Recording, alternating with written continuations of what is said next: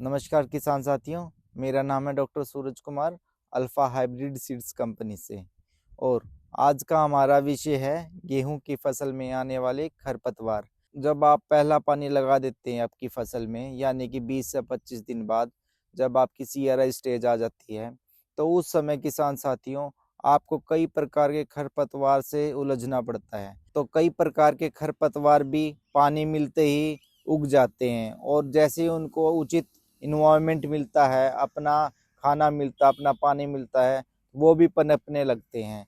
कई प्रकार के खरपतवार जैसे कि आपके चौड़ी पत्ती वाले गाजर घास, आपका पालक घास, आपका जंगली सरसों की, आपका बथुआ, संकरी पत्ती वाले जैसे कि आपका गुली डंडा जिसे मंडूसी भी कहते हैं। तो इनकी वजह से आपका लगभग 30 से 40% तक आपकी उपज में कमी आ जाती है, क्योंकि जो आपने खाद और पानी आपकी गेहूं के लिए डाला है, ये आपका छीन लेते हैं गेहूं से और अपना पेट भरते हैं। और इन खरपतवार की वजह से किसान साथियों आपको आपकी उपज में 30 से 40% तक कमी दिखाई देने को पड़ती है। इन खरपतवारों के प्रबंधन के लिए बाजार में आपको कई प्रकार की दवाइयां भी उपलब्ध है। चौड़ी पत्ती के लिए आपका एक साल्ट आता है मेटासल्फ्यूरन मिथाइल, जो कि 20% वेटेबल पाउडर की फॉर्म में उपलब्ध होता है, और जो आपको 8 ग्राम पर एकड़ की डोज से अपने खेत में डालना पड़ता है। और इसके साथ किसान साथी 2,4-D भी इस्तेमाल करते हैं, जो 58% में आता है। और वहीं संकरी पत्ती के लिए प्रबंधन के लिए देखें तो एक साल्ट आता है क्लैडिनाफो प्रोपोजाइल, वो 15%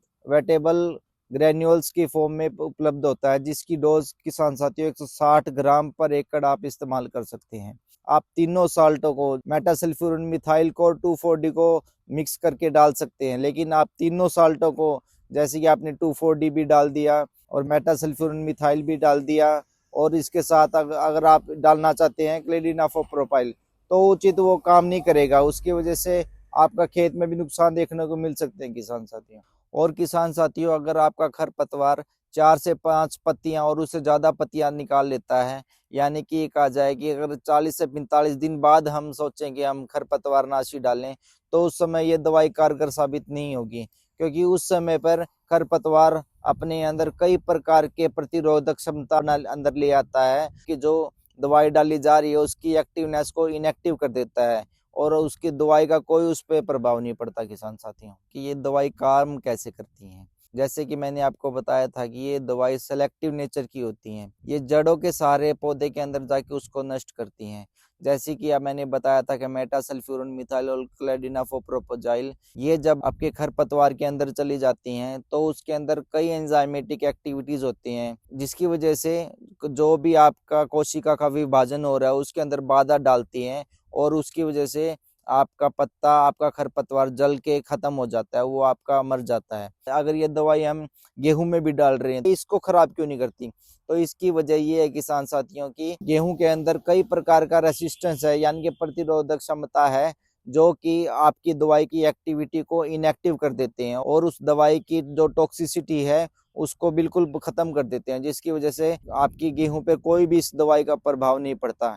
वहीं दूसरी तरफ अगर इस दवाई का थोड़े टाइम बाद इस्तेमाल करें, यानी कि ये देखा जाए कि 40 से 50 दिनों बाद अगर दवाई डालें, तो ये पानी की कमी होने के कारण गेहूं अपनी प्रतिरोधक क्षमता खो देती है। और जो महत्वपूर्ण बातों की तरफ आपको ध्यान देना चाहिए किसान साथियों, ये है कि जब आप स्प्रे कर रहे हैं तो उसके अंदर फ्लैट पेन नोजल और फ्लड पेन नोजल का इस्तेमाल करें। ये आपकी दवाई को इक्वली डिस्ट्रीब्यूट करेंगे आपके खरपतवारों को, और एक साथ सारे फील्ड को कवर करेंगी।